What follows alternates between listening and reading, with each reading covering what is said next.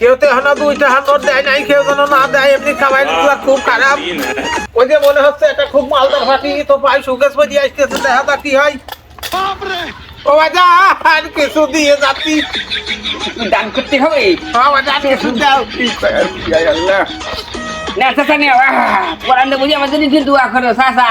ও বাজা তুই তো কামাইয়ের মুখে লাথি মারলি, 2 টাকা দিয়ে তুই শাস্তির দান বসে পর আমার পাশে মাই। ও রব্বুল আলামিন ফরজ দিগার, তোমার একটি বান্দির বাচ্চা।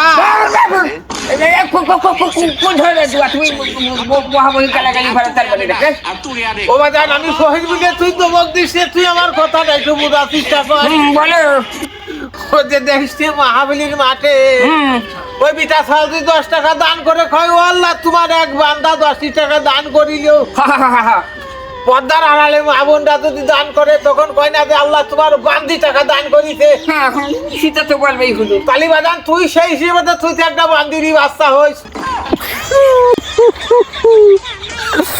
ওই তো কথা ঠিকই কয়েছে রে, কোন কাম টুক করলাম কি?